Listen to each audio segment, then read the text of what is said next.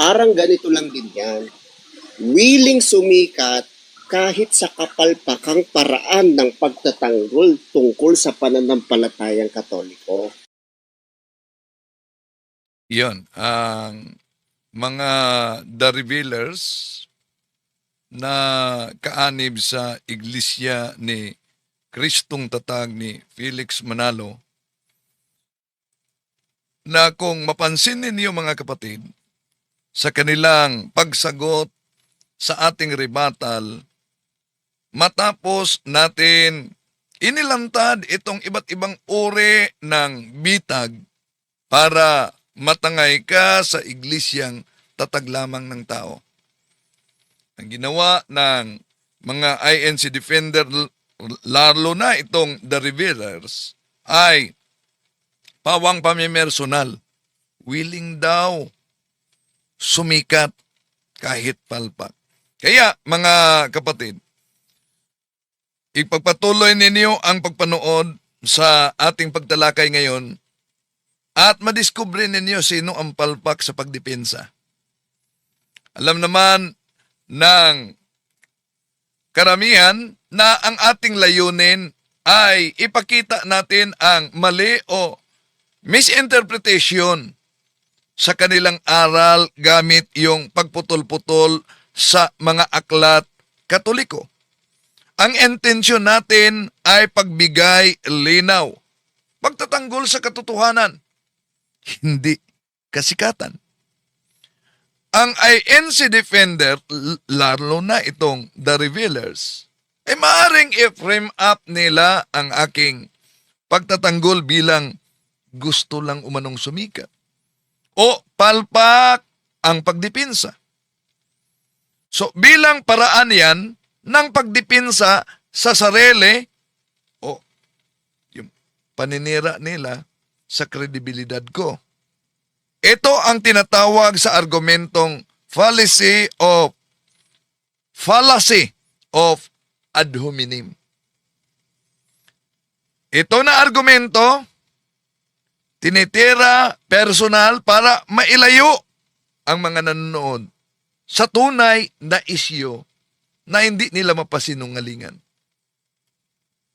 Hindi talaga nila kaya ang mga argumento, kaya inaatake personal para ilihis ang mga nagsubaybay.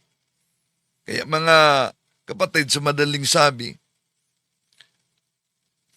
alam nyo, hindi naman automatic kung tama ang argumento nito mga INC Defender kung malinaw ang ating paggamit sa mga ebidensya, yung pinutol-putol nilang pag-chop-chop, at tamang interpretasyon ng ating argumento. Ang pagtatangka nilang i-frame up bilang sa gusto lang daw umanong sumikat ay isang taktika para hadlangan ang ating punto. Hindi pagpatunay na mali tayo sa ating pagtalakay. Tatalakayin natin ito mga kapatid. Ano ba ang tinatawag na mga posibleng bitag na magtangay sa inyo para iwanan ang tunay na iglesia? Samahan ninyo ako.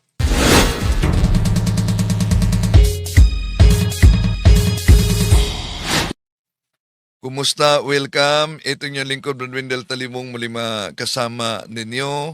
At di natin layunin talaga na saktan ang ating mga kapatid. Ang banal nating layunin mga kapatid sa ating pagtalakay dito ay ang ipakita ang mali o misinterpretasyon sa matagal na nilang mudos.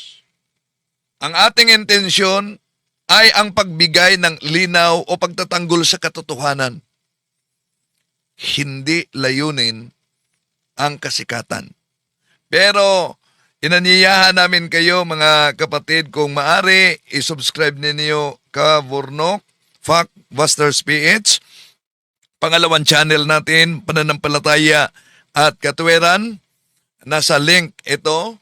At hello kay Cycle Minded sa Bacoor, Cavite. Kung mag-comment kayo, maaari ilagay ninyo ang inyong address kung saan kayo nakabase para alam natin at malaman natin kung saan nakaabot ang video ito. Ulitin natin, huwag kalimutang pindutin ang like sa ating live at huwag ding kalimutang mag-subscribe at pindutin ang bell button, mag-comment at i-share ninyo sa mga kapwa Katoliko, kahit na sa hindi Katoliko, para yung mga kasalukuyan nga nagsaliksik sa katotohanan sa pamamagitan ng ating pagtalakay ngayon, magiging gabay ito sa kanila sa pagyakap sa tunay na iglesia. Ang ating Panginoong Jesucristo mismo ang nagsabi, Sanctifica ius in veritate, Juan 17:17, Sanctifica ius in veritate, sermo toos veritas est. Sa pagkakataong ito, mga mahal na kapatid, sasagutin natin punto por punto etong matagal ng argumento na nagbunga naman ang kanilang modus dahil daming mga inosente na natangay. At nang sinagot natin ang kanilang ad hominem, Parang ganito lang din yan. Willing sumikat kahit sa kapalpakang paraan ng pagtatanggol tungkol sa pananampalatayang Katoliko.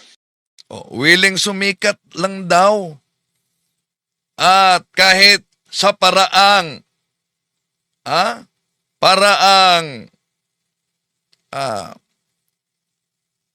hindi umano, balik natin. Parang ganito lang din yan. Willing sumikat kahit sa kapalpakang paraan ng pagtatanggol. Palpak na paraan sa pagtanggol. Pero di naman sinabi kung sa anong paraan na palpak ang pagtatanggol natin. Tingnan natin, mga kapatid, sa isa-isahin natin ito.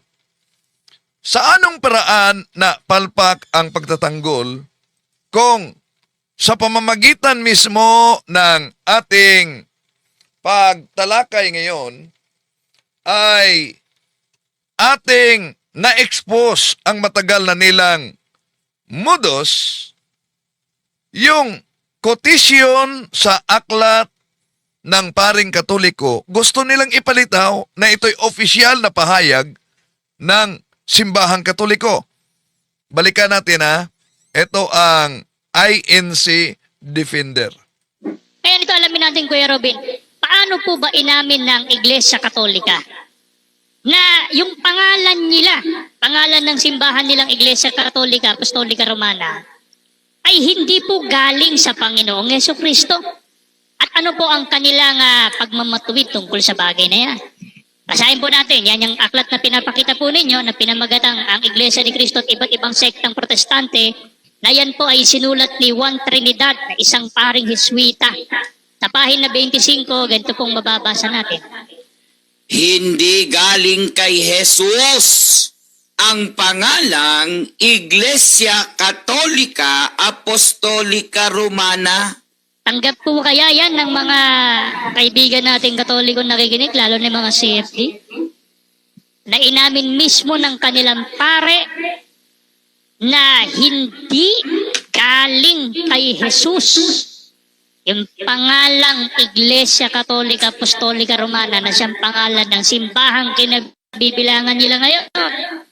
Eh talagang hindi po Kristiyano, sa pangalan pa lang yung Iglesia Katolika. Yan.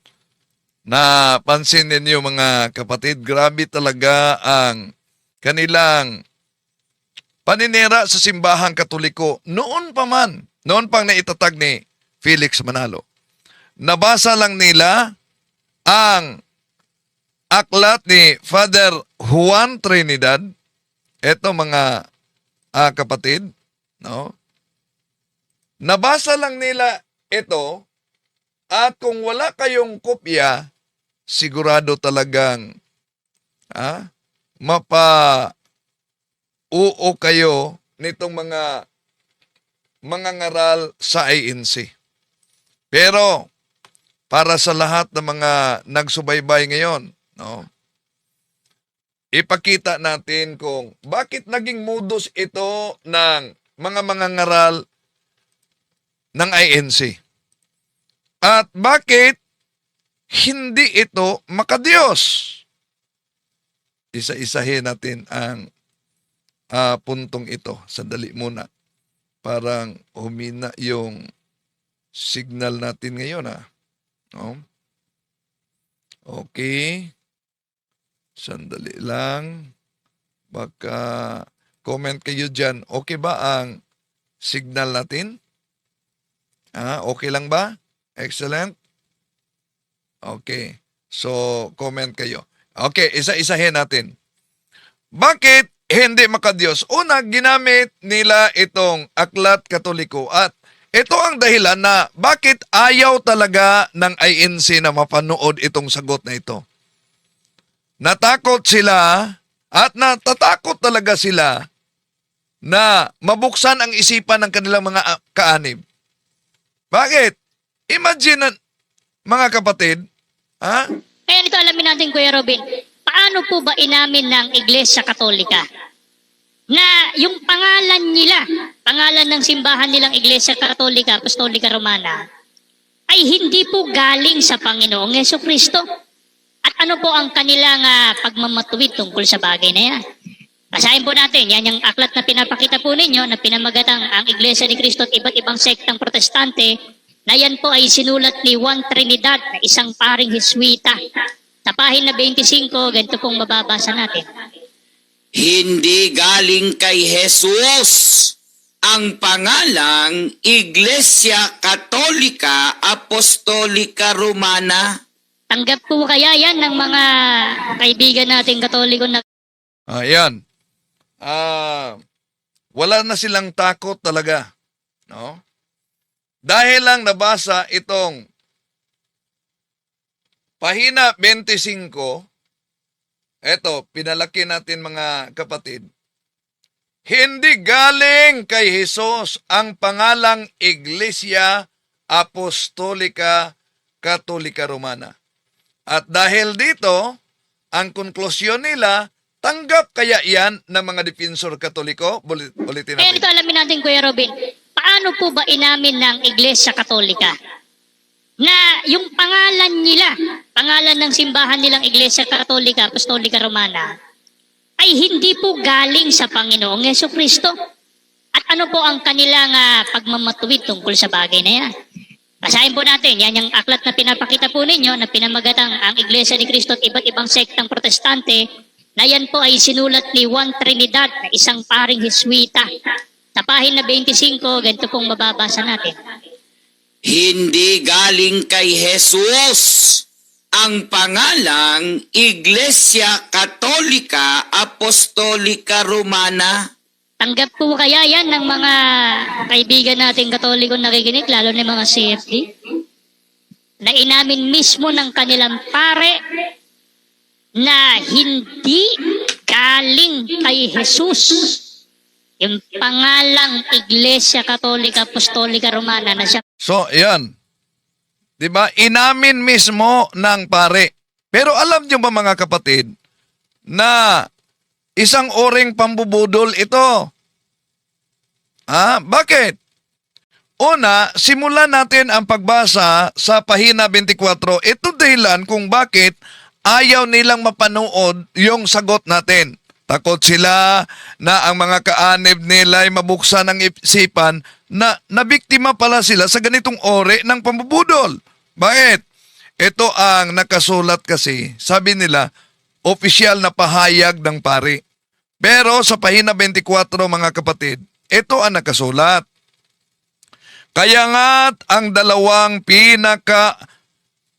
pinakamalaking dahilan ng mga guro ng Iglesia ni Cristo laban sa Iglesia Katolika Romana ay nauwi sa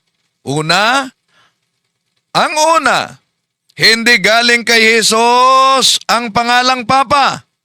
Ang pangalawa, ituloy natin sa 25, hindi galing kay Jesus ang pangalang Iglesia Katolika Apostolika Romana.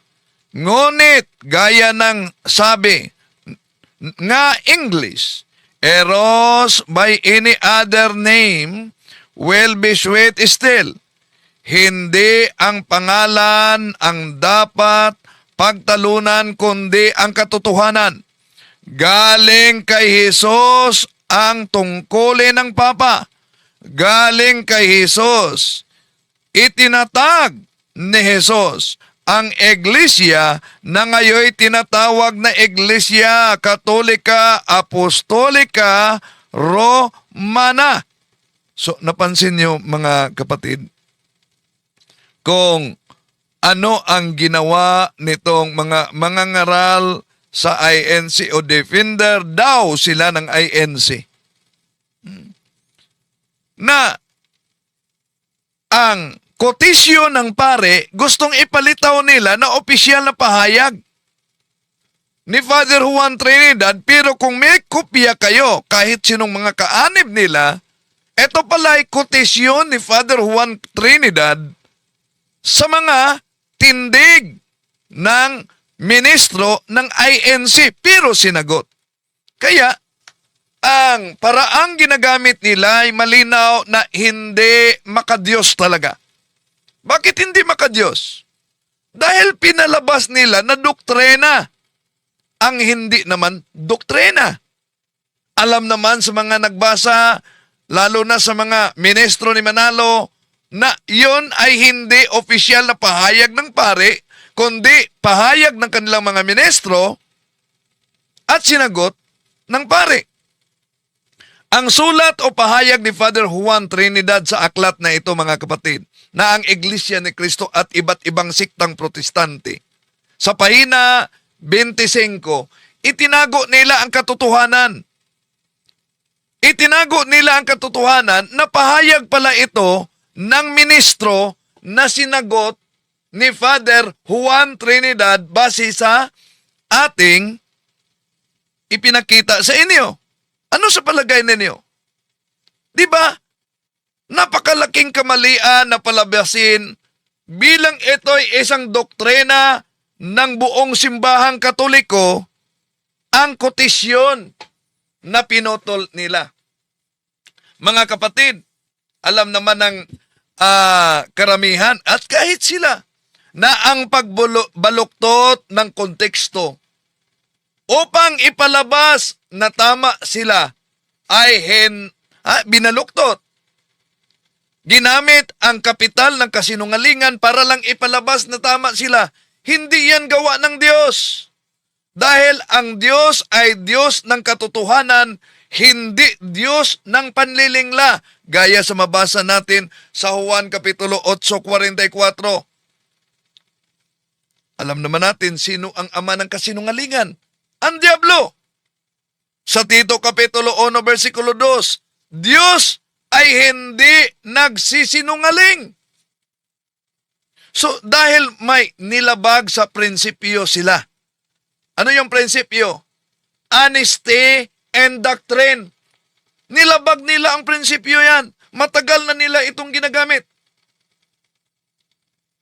So, anumang relihiyon, mga kapatid, na kumukuha ng hindi opisyal na pahayag, lalo na pinuputo lang na alam naman nila na kotisyon yan galing sa ministro, at ipalabas nilang doktrina opisyal, pinatunayan ng paring Katoliko, gamit para siraan ang pananampalatayang Katoliko.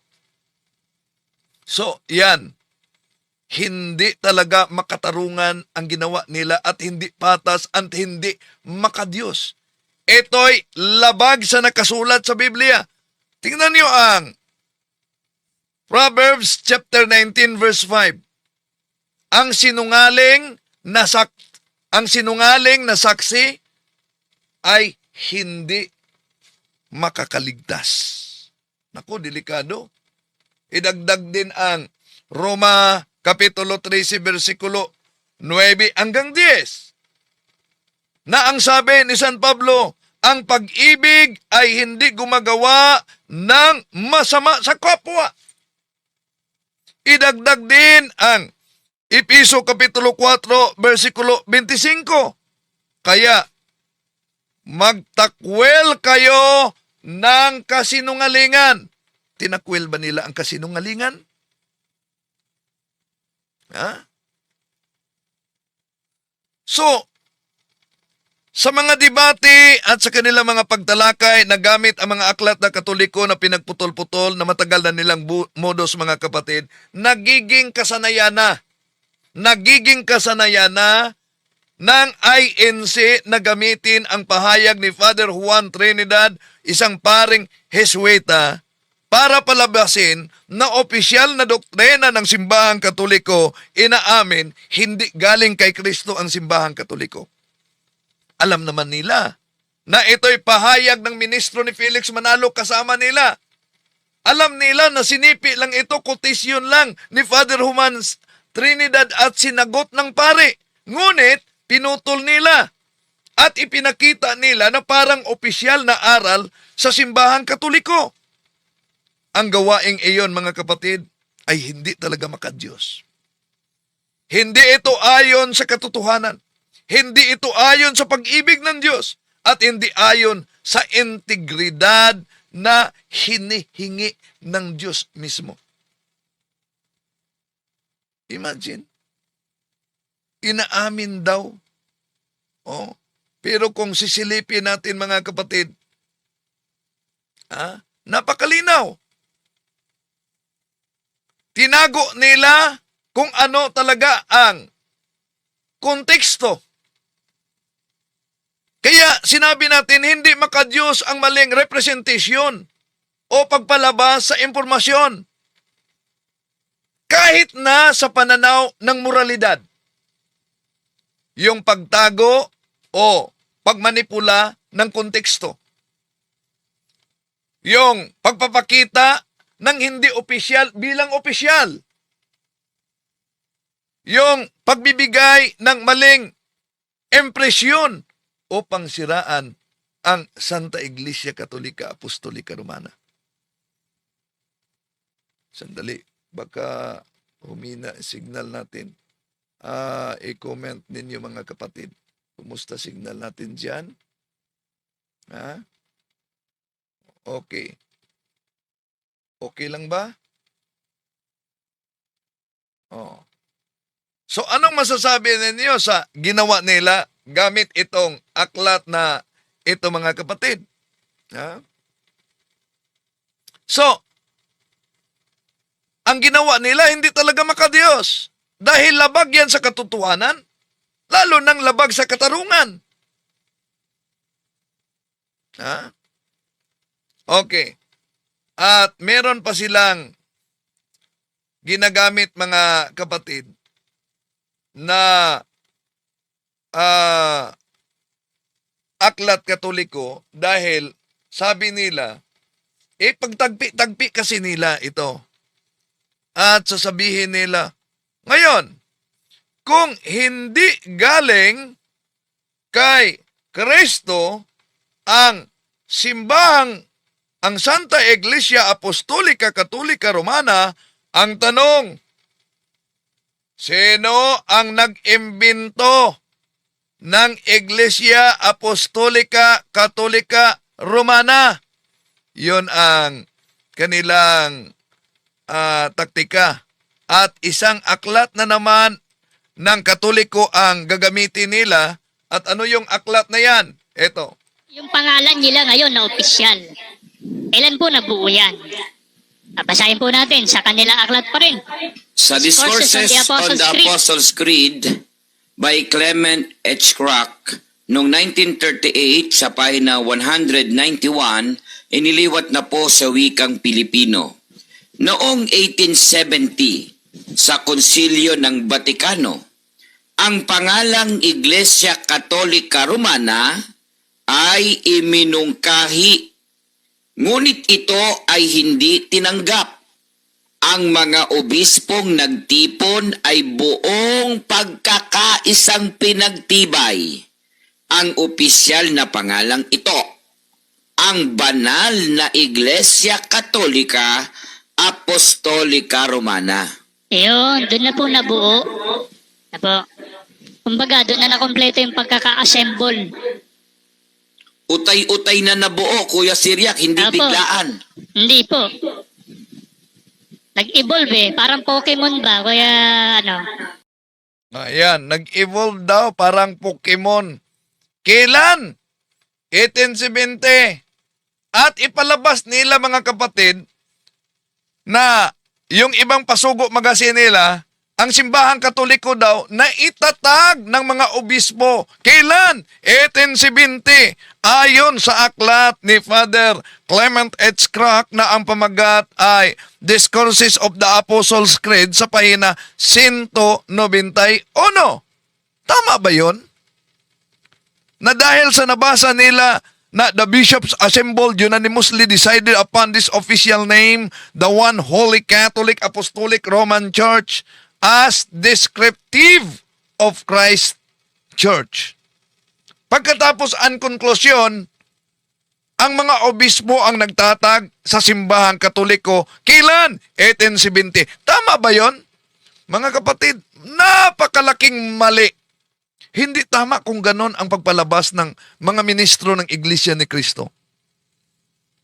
Ang sinabi ni Reverend Father Clement H. Crock sa kaniyang aklat, The Apostles' Creed, Discourses of the Apostles' Creed, sa pahina 191, ay hindi ito nagtuturo na ang One Holy Catholic Apostolic Roman Church ay nagsimula lang noong 1870. Ganun na ba kababa ang kanilang komprehensyon?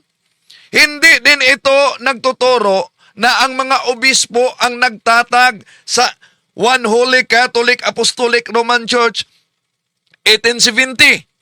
Kung ganyan ang ipinakita nila mga kapatid, maling paglabas sa konteksto at hindi ayon sa tunay na kahulugan sa aklat na ginagamit nila.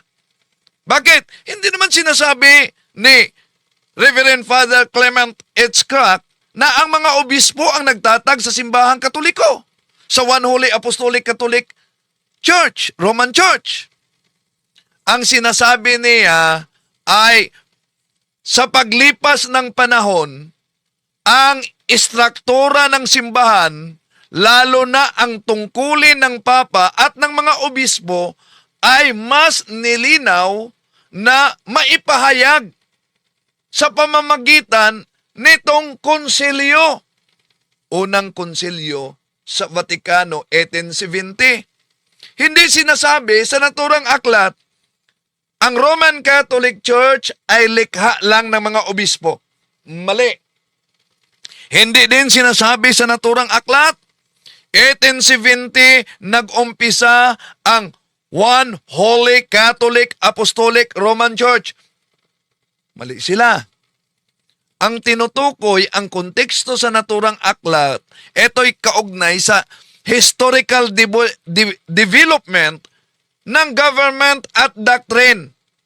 Formal na pagpapahayag ng mga turo ng simbahan sa pamamagitan ng General Council of the Church at paglilinaw, hindi pagbuo at hindi pagtatag ng bagong iglesia. Ano ba ang tunay na kahulugan sa One Holy Catholic Apostolic Roman Church? Doon ba sa konsilyo idiniklara yon ang pagsimula? Hindi.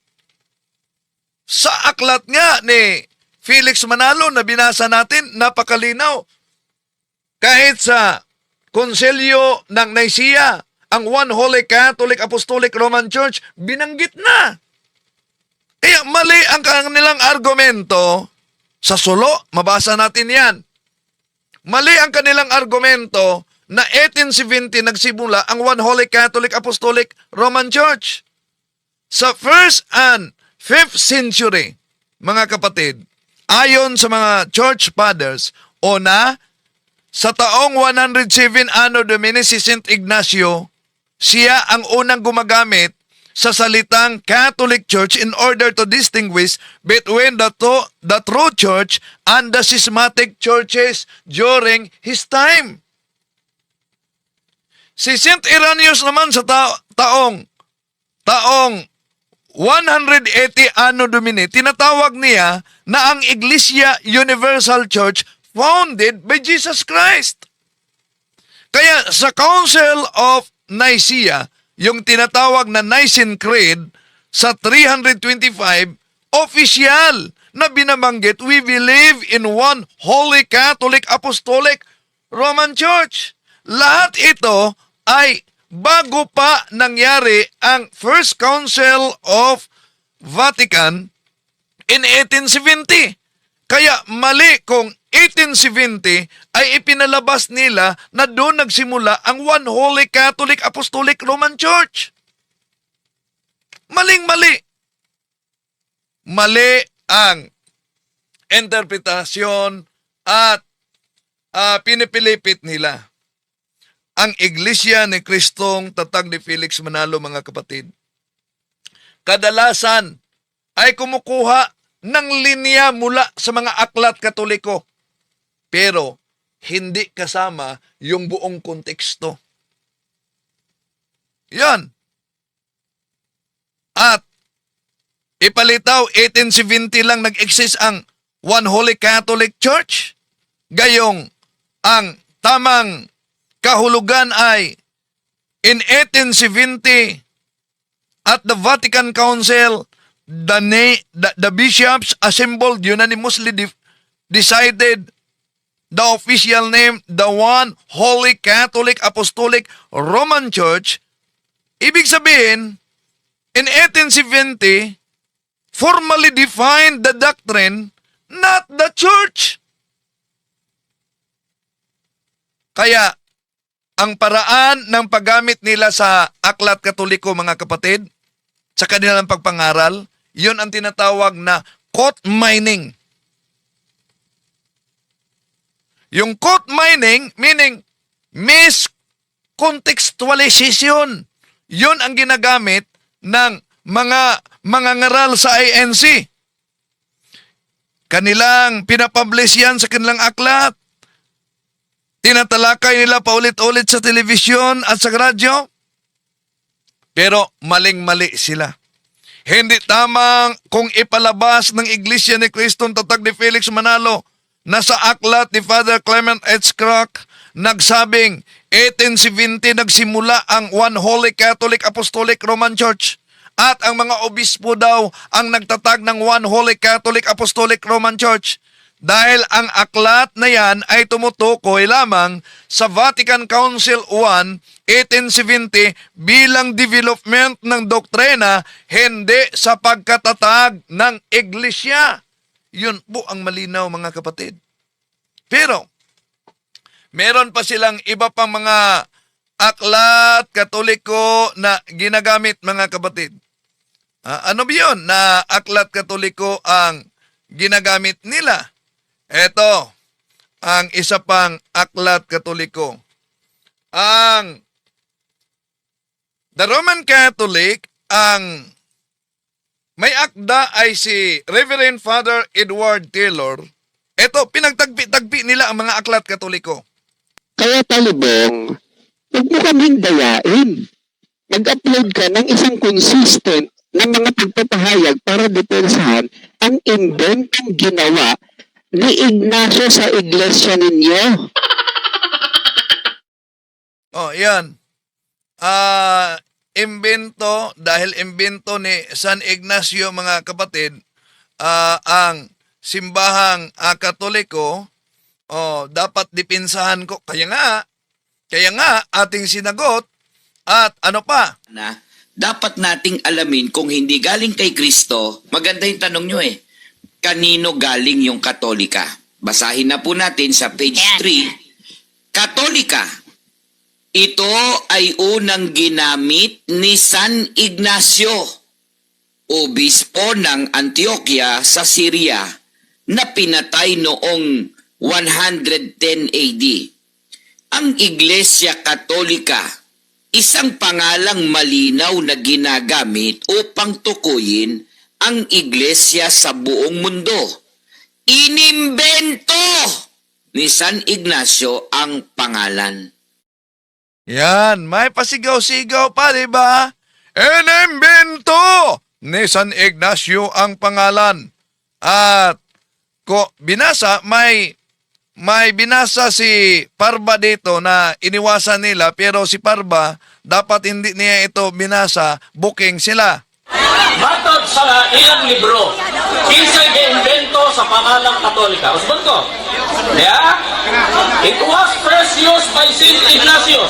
Catholic is the ancient name by which the Church of Christ has been known for 19th centuries. It was first used by Saint Ignatius, Bishop of Antioch in Syria. Pagkatapos, the church founded by Christ is here for the first time called the Catholic Church. Yan. Napansin ninyo, kaya nagsisigawan ang mga tao. Ano ba ang nakasulat sa aklat ni Father Edward Taylor? Ang sipi na ginagamit ng INC, mga kapatid, malinaw. The church founded by Christ, nabasa ni Parba, the church founded by Christ is here for the first time called the Catholic Church. It was to stress the unity of the universal church that Saint Ignatius invented the name. Pansinin ninyo ang bahagi. Pansinin niyo ang bahagi na binasa ni Ramel Parba. Matod sa ilang libro, kinsay giimbento sa pangalang Katolika. Usbon ko. Yeah? It was first used by Saint Ignatius. Catholic is the ancient name by which the Church of Christ has been known for 19th centuries. It was first used by Saint Ignatius, Bishop of Antioch in Syria. Pagkatapos, the church founded by Christ is here for the first time called the Catholic Church. Napansin ninyo, mga kapatid, ang konklusyon nila dyan, si San Ignacio daw ang nagtatag o nagkasalungatan na sa paggamit nila sa aklat na Discourses of the Apostles' Creed na 1870, itinatag ng mga obispo. Paggamit na naman sa aklat na ito na Roman Catholic ni Father Edward Taylor, si San Ignacio ang nagtatag daw. Pero napansin nyo ba ang unang bahagi? The church founded by Christ is here.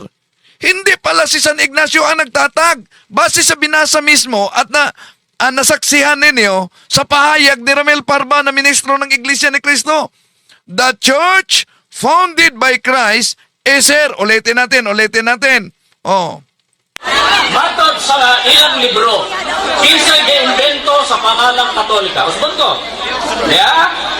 It was first used by Saint Ignatius. Catholic is the ancient name by which the Church of Christ has been known for 19th centuries.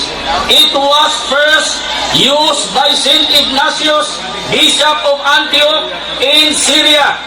Pagkatapos, the church founded by Christ is here for the first time called the Catholic Church. So, binasa mismo. Sila mismo ang nabutata sa binasa nila. Imagine, binasa the church founded by Christ, pagkatapos sasabihin, ang nagtatag ayon sa aklat Katoliko ay si San Ignacio. Ang sinabi ng aklat, hindi si San Ignacio ang founder, kundi siya ang unang gumagamit sa pangalan na Catholic Church para ilarawan ang iisang iglesyang itinatag ng ating Panginoong Hesukristo. Ano ba ang ibig sabihin ng invented the name? Ang invented the name ba pagkatatag sa iglesia? Sa English na theological at historical writing, mga kapatid, ang invented the name ay hindi yan nangangahulugang pagtatag sa bagong simbahan, kundi ang invented the name, siya ang unang gumagamit ng termino ito sa sulat na nakatala sa kasaysayan. Walang pagkakaiba. Halimbawa, mga kapatid, kung tingnan natin ang kasaysayan. Although, hindi sila Trinitarian, ang INC, pero sa kasaysayan, sino ang unang gumagamit sa terminong Trinity? Di ba si Tertullian, one of the Apostolic Fathers, nang ginamit at inimbento ni Tertullian ang Trinity, hindi ibig sabihin, mga kapatid, na siya ang nag-imbento sa Diyos Ama, Anak at Espiritu Santo. Sino ang unang nag-imbento sa terminong New Testament? Di ba si Tertullian din? Nang inimbento niya ang New Testament bilang pangalan sa bagong tipan, mga kapatid. Ibig ba sabihin na siya ang gumagawa at nag-imbento ng Bible? Hindi.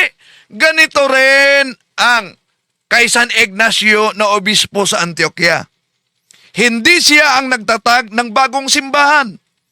Siya, si San Ignacio, ang unang gumagamit sa salitang Catholic Church na sulat niya noong taong 107 Anno Domini.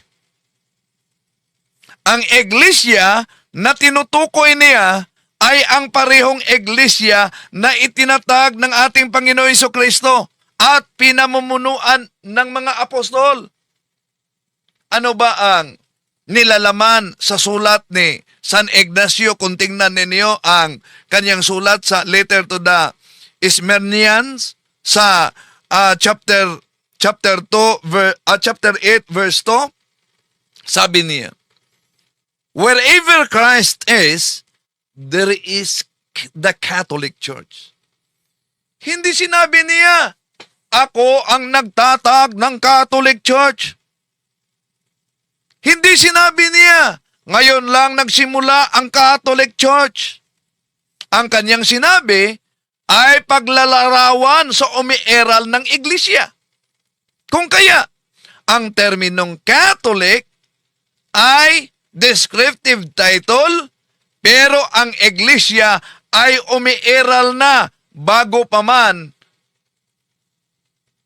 inimbento ang descriptive title o paglalarawan sa tunay na iglesyang tatag ng ating Panginoon Jesucristo. So bakit mali ang pinalabas ng INC, mga kapatid? Dahil ginawa nila itong argumento na parang ang aklat mismo, na sinabi ng aklat na ito na invented na name, ibig sabihin si San Ignacio na ang nagtatag. Pero ito po, mga kapatid, alam nyo, sa argument, ito po'y fallacy. Ano itong fallacy? Ito'y fallacy of equivocation. Ulitin ko, fallacy of equivocation. Fallacy of misinterpretation of terms. Ang pag-imbento ng tawag ay hindi pagtatag ng bagong simbahan. Kaya nga sa kanilang Pasugo Magazine, ito ang mabasa natin, matagal na pinalitaw talaga nila na sa sandali. Pinalitaw talaga nila sa Pasugo Magazine na the church founded by Christ is here for the first time called the Catholic Church. It was to stress the unity of the universal church that St. Ignatius invented the name. Pagkatapos, sabi nila, si San Ignacio ang nagtatag. Si San Ignacio na nabasa nila dito, the church founded by Christ is here. Di ba nila alam yan o sadya talaga nilang inilalayo ang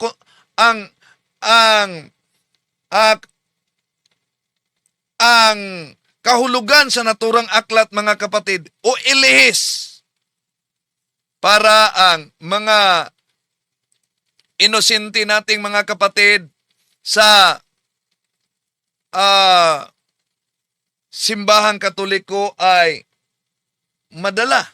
matangay nitong argumento nila. At hindi lang yan, mga kapatid. Hindi lang yan.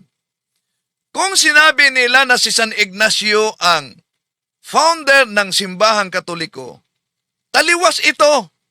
Ha? Sandali ha. 1977. Kunin ko muna 1977.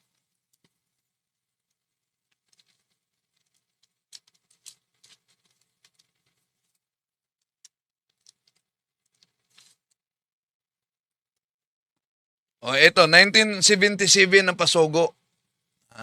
Bakit? Dahil sa ating pagsagot nito, may quotation ang kanilang pasugo. Anong quotation sa kanilang pasugo, alam nyo ba? Si Saint Ignacio na ginamit nilang invented the name ay nasa kanilang pasugo mismo magasin, mga kapatid, na si San Ignacio ay alagad ni San Juan. Kaya nga, nang nagamit natin ito, abay, natataranta na sila. Bakit natataranta? Ang binanggit ko, 1977. Ang ipahanap ni Bidan, alam nyo ba? Ang ipahanap niya ay ang pasugo, hindi 1977.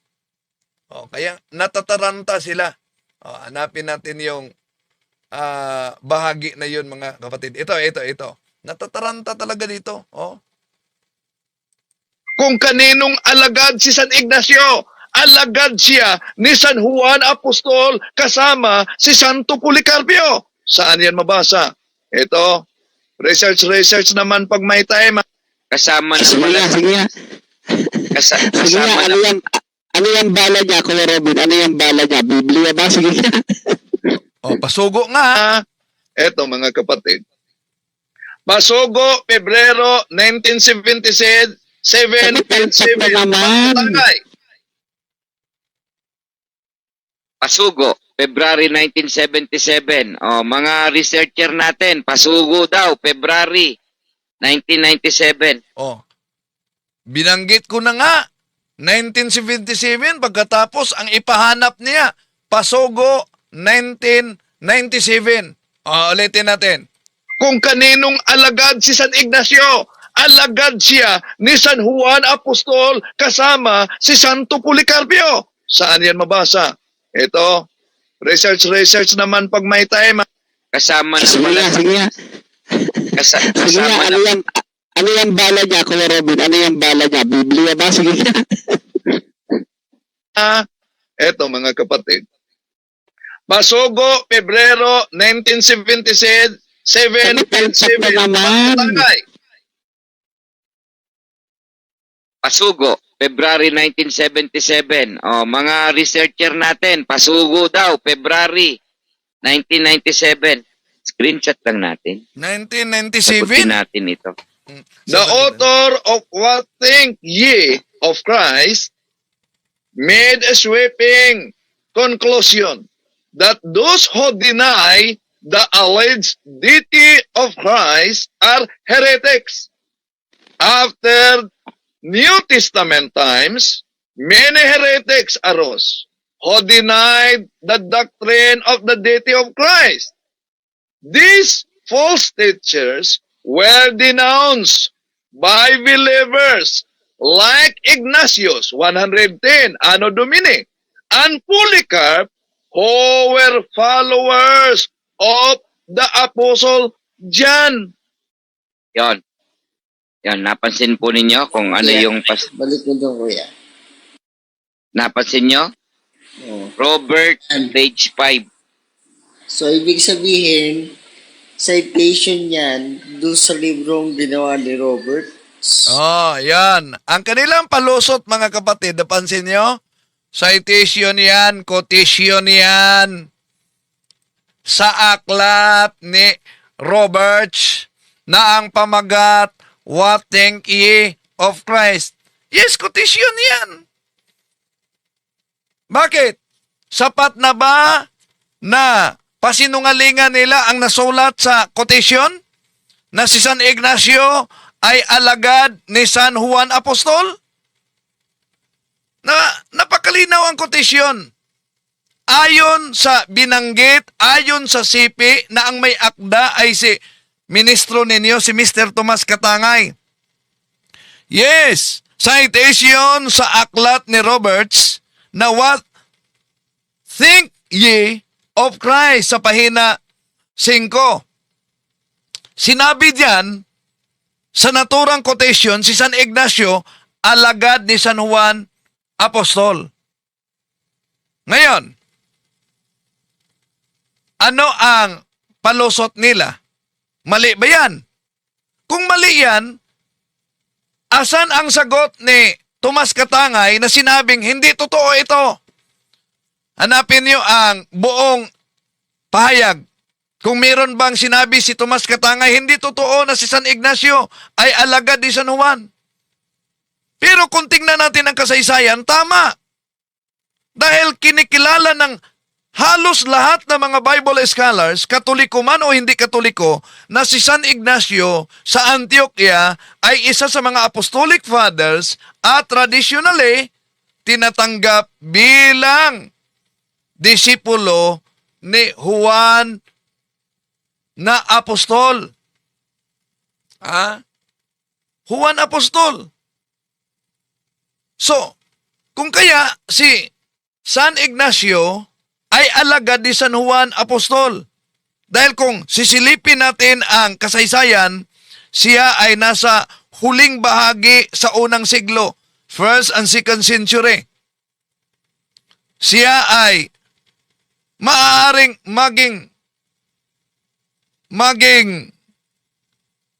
si San Ignacio, Apostolic Fathers, isa sa mga Apostolic Fathers. Pagkatapos ng mga apostol sa panahon ng mga apostol. So bahagi siya ng umiiral na simbahan mula sa panahon ng mga apostol. Kaya tinatawag siyang Apostolic Father dahil siya ay alagad ni San Juan Apostol. Alam nyo, naging problema ito sa INC. Itong kotisyon na ito. Hindi lang, meron pang iba pang pasugo pero di natin gagamitin. Ihanda natin yan sa posibleng mga public debate, mga kapatid. Ito lang. Para may background sila, baka di nila alam, nakasulat yan pala sa kanilang pasugo magasin. Bakit maging problemang argumento ito sa ANC? Ito mga kapatid. Karaniwang ginagamit ng mga ministro ni Felix Manalo ang pahayag na it was St. Ignatius, invented na name, ito sa aklat na ito, na Catholic Church, it was first used by St. Ignatius. At tulad sa pagbasa nila nitong aklat ni Father Edward Taylor, na gusto nilang ipalitaw na ayon sa aklat si San Ignacio ang founder. Kaya, ang konklusyon nila mga kapatid, si San Ignacio raw ang nagtatag sa simbahang Katoliko. Malaking problema na argumento ito. Bakit malaking problema? Hindi maaring maging tagapagtatag sa isang bagay na umiiral na bago pa siya isinilang. Bakit? Si San Ignacio ipinanganak sa taong 35 Anno Domini. 35 to 50 Anno Domini. Namatay siya sa taong 107 Anno Domini. At sinabi ng kanilang pasugo na sinipi ni Mr. Tomas Katangay sa pasugo Pebrero 1977, alagad siya ni Apostol Juan noong circa 90s Anno Domini. So, ang tanong, kung may pagkatatag sa simbahang Katoliko, ayon na rin sa kanilang sinipi, ito ay dapat ang ating Panginoong Jesucristo ang nagtatag at hindi si San Ignacio. Kaya nga, makita natin sa kanilang pasugo nga nakasulat, I have nothing the fact that the Catholic Church, which exists to this day, could be traced back to the 1st century. Oh, nagkontrahan naman. Kung gamitin nila na itatag sa panahon ng 2nd century. Di ba? So, kung gagamitin natin mga kapatid mismo ang pasugo 1977 sa pahina 7. Malinaw, sinabi diyan, St. Ignacio, disciple of Apostle John. Dahil dito, malinaw na may dalawang di magkatugmang pahayag ang INC, kaya nagkaproblema sila. Sinabi nilang si Ignacio, founder daw ng Simbahang Katoliko. Pero sa kotisyon ni Tomas Katangay, sinabing si San Ignacio, alagad ni Apostol San Juan. Ibig sabihin, bahagi siya ng unang simbahan. Pero ginagamit din nila na si San Ignacio tagapagtatag daw ng Simbahang Katoliko. Ibig sabihin, wala pang Katoliko noon, ay siya na ang gumawa. Di ba nagkaproblema? Nagkaproblema talaga mga kapatid. Sa ganyang uri na argumento. Kung alagad, tinanong nga natin, kung alagad siya ni Apostol, batay sa kotisyon, Apostol San Juan, kung siya tutulan nila hindi alagad ni San Juan, kaninong alagad? Magugulat kayo sa sagot nila mga kapatid. Okay, balikan natin. Bakit nagiging imposible ang kanilang argumento na si San Ignacio ang nagtatag sa Simbahang Katoliko? Dahil batay sa Pasugo Magazine na ginamit natin, napakalinaw. Sa kanilang kotisyon, si San Ignacio alagad ni San Juan Apostol. Kung alagad siya ng apostol, imposibleng siya ang nagtatag ng Simbahang Katoliko. Dahil nandoon na ang simbahan habang nabubuhay ang mga apostol, lalo na si Apostol San Juan. Si Ignacio ay isa lang sa mga unang obispo, sa istrukturang iniwan mismo ng mga apostol. So, gumamit siya ng salitang Catholic Church dahil umiiral na ang simbahang itinatag ng ating Panginoon Jesucristo at gusto niyang bigyang diin ang pagiging universal sa iglesyang tatag ng ating Panginoon Jesucristo.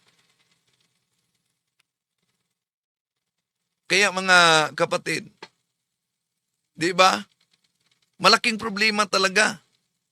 Mula sa Pasugo Magazine 1977 na may kotisyon, kung si San Ignacio ay alagad ni Apostol Juan, hindi siya maaring siya ang nagtatag sa Simbahang Katoliko.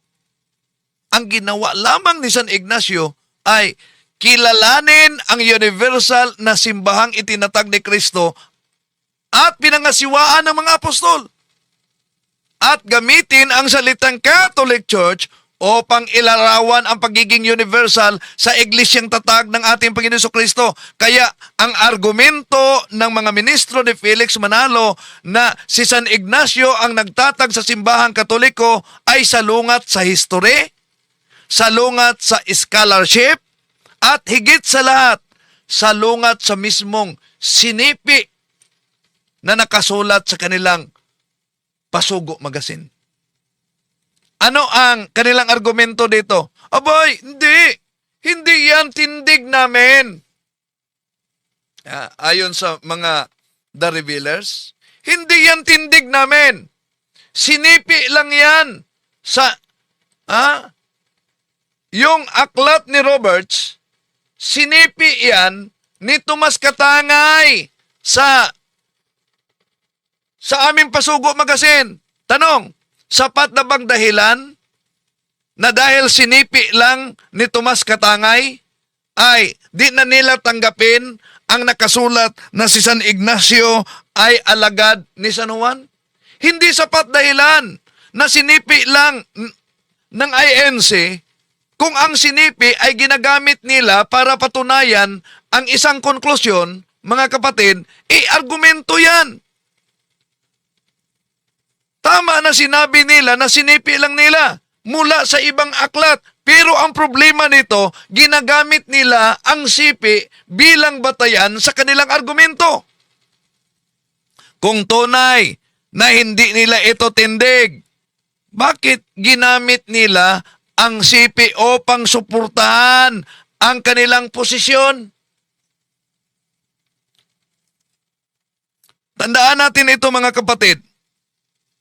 Ang sipi ay magiging tindig kapag ginagamit ito sa argumento. Kapag sinipi mo ang isang pahayag at ginamit mo ito bilang patunay, kahit hindi mo pag-aari ang naturang aklat,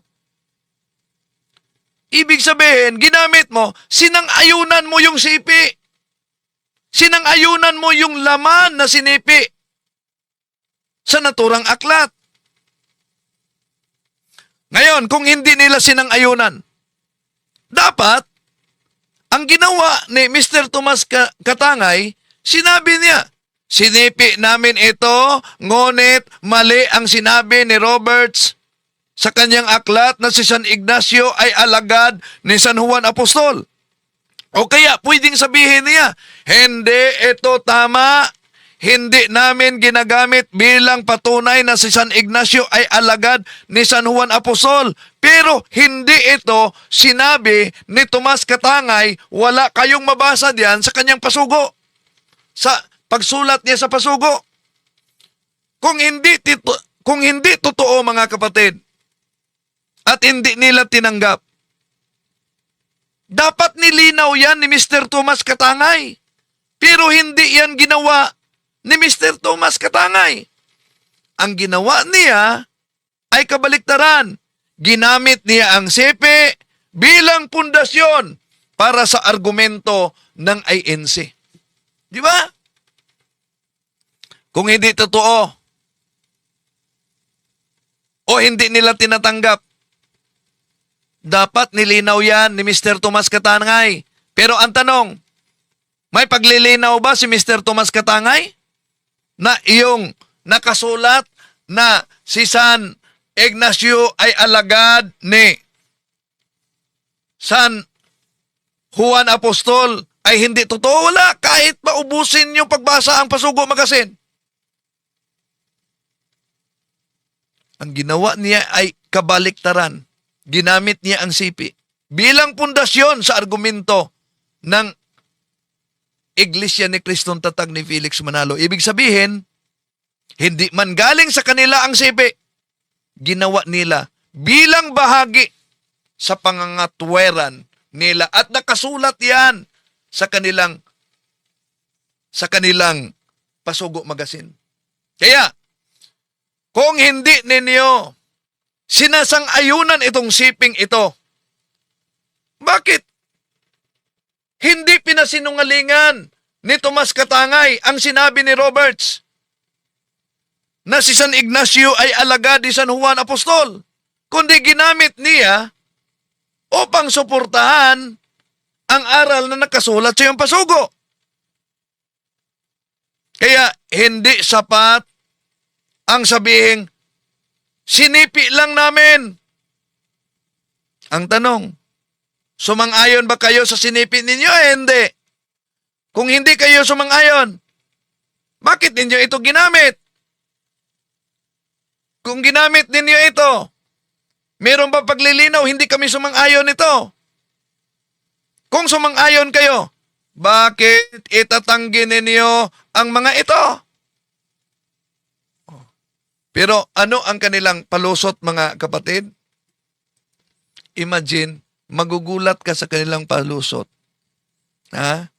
Dahil nadiskubre na natin, ano ba ang kanilang palusot? Ang palusot nila, wala daw akong pasugo. Ang lalim ng palusot, wala daw akong pasugo. Hindi, Okay, Kuya Proton, pakita na po natin, ihayag na po natin ang kasinungalingan ni Wendell Talibong dahil siya naman po ay walang aklat o walang pasugo. Ipakita po ninyo yung pahina ng pasugo na yan, Kuya Proton. Oh. Paano niya na siguro na wala akong pasugo? Paano nila natunton ang pahina sa naturang pasugo kung totoong wala akong kopya? Ha? Ito, hawak ko. Pasugo ninyo ito. Makita ninyo, physical man. O kaya'y gusto nyo magpa-Xerox kayo. Ha? So napatunayan natin ang sinasabi natin. Kaya, hindi valid ang dipinsa nila na wala akong pasugo. At lalong lumalabas na umiiwas sila sa nilalaman at hindi nila masagot ang sinipi nila sa naturang pasugo. Kaya sabihin lang nila, wala akong pasugo. Oh. Di ba napansin niyo mga kapatid? Ang argumento nila? Ang punto dito, una, hindi issue dito kung meron ako o wala. Pero nakita nyo naman, meron ako. Ang issue ay kung ano ang sinulat ng Pasugo 1977. At dahil hawak ko mismo ang kopya, kaya kong ipakita sa anumang oras. Ang tanong, paano ninyo ipaliwanag na ang Pasugo mismo na opisyal na magasin sa Iglesia ni Kristong Tatag ni Felix Manalo ay sumipi, may kotisyon na nagsabing si San Ignacio ay alagad ni Apostol Juan. Samantalang sinasabi ninyo ngayon na siya ay nagtayo ng simbahang Katoliko. Ito ay argumentong hindi nila matatakasan, mga kapatid. Bakit kaya nila ginawa ito? Kapag hindi nila masagot ang mismong quotation, mga kapatid, ang ginawa nila na taktika ay tinatawag na i-question nila ang source. Kaya sabi nila, walang pasugo si Wendell Talibong. O kaya pasinungalingan nila, hindi namin yan tindig, sinipi lang yan. Eh bakit sinipi? Kung hindi niyo tindig, bakit walang paliwanag na mali ito? At alam nyo ba kung ano na fallacy yan? Yun ang tinatawag na fallacy, red herring sa argumento para pagpalayo sa totoong punto, mga kapatid. So napansin niyo? So dahil may kopya ako at napatunayan ko, kaya hindi tama ang depensa nila. Dahil nakabatay lang sila sa koro-koro at hindi sa ebidensya kong ginagamit. At mas lalong tumitibay ang posisyon ko. Dahil ang pasugo mismo ay may quotation, opisyal yan na pasugo ng INC na si San Ignacio ay alagad ni San Juan. Pero ano pa ang palusot nila? Inaatake nila si San Ignacio. Bakit? Si San Ignacio daw ay alagad ng Diablo. Nako, kahit ano-ano na lang ang kanilang atake, mga kapatid. Inatake nila ako personal, inatake nila ang source ng ating ebidensya. Kahit si San Ignacio, inatake personal, oh. Di natin narinig na sinagot nila ito. Kung hindi alagad ni San Juan Apostol, si San Ignacio, kanino siyang alagad? Mr. Wendell Talibong, Vice President ng Punto por Punto, papaano mo malalaman ang sagot? eh hindi ka naman lumalabas dyan sa lungga mo. Gusto mo ng sagot? Pumasok ka sa live namin at sasagutin ka namin. Ang tanong mo, kung hindi alagad ni Juan, kaninong alagad si Ignacio? Napakadali lang ng sagot dyan. Si Ignacio ay alagad ng Diablo. Oh, yan. Di ba? Tapos, nalantad natin ang kanilang pasugo. Si San Ignacio na naman ang kanilang inatake. Alagad daw ng Diablo. Tama ba? Na argumento? Hindi tama. At hindi makatarungan, mga kapatid, na sagutin yan ng mga taga-The Revealers. Reveal na reveal, hindi naman totoo. Kaya dapat palitan na nila The Deceivers, di ba? Oh, bakit? Hindi tama sagutin nila na alagad ng Diablo si San Ignacio sa Antioquia. Wala silang batayan. Hindi yan nakabatay sa kasaysayan o history, kundi nakabatay lang sa insultong sagot at paninira nitong mga ngaral na ito ng INC. Kaninong alagad si San Ignacio? Tingnan niyo sa kasaysayan. Sa mga unang manunulat sa iglesia, sila si San Ireneo sa taong 180 Anno Domini, Eusebius sa taong 325 Anno Domini. Si San Ignacio sa Antioquia ay itinuturing na disipulo alagad ni San Juan Apostol at sinipi yan ng kanilang pasugo magasin.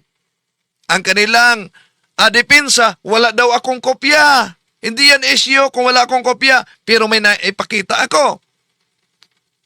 So, batay sa kasaysayan at tradisyon sa pananaw ng mga sinaunang Kristiyano, napakalinaw kung kaninong alagad si San Ignacio, alagad siya ni San Juan Apostol. Kaya, noong sinipi sa pasugo, Pebrero 1977 sa pahina 7, hindi mag-iimbento ang manunulat, lalo na si Tomas Katangay, na the Pasugo Magazine quoted Roberts in his book. At hindi yan pinasinungalingan ang sinipi niya. Kung mali ang quotation, dapat ipinakita nilang incorrect ang source. Pero tanong, ginawa ba nila yan? Hindi yan ginawa. So, diyan pa lamang mga kapatid, no? Makita ninyo kung sino ngayon ang palpak na argumento. Pero sinagot lang natin sila. Di natin ngayon nasaktan ang ating mga kapatid. Pero sana itong ating pagtalakay na ito ay magamit para sa ating mga kapatid na naghanap ng katotohanan. No? Okay? Oh. Sandali ha. Yung CP sir na word, now ko lang uli narinig. Thank you. Anong word? Yung kay San Ignacio?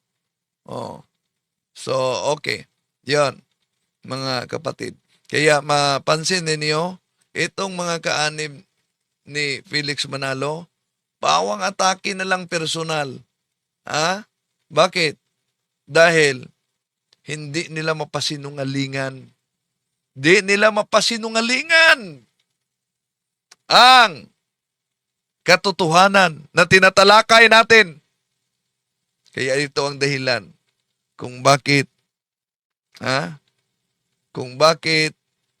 ayaw nila talaga, mga kapatid, na mapanood itong ating pagtalakay.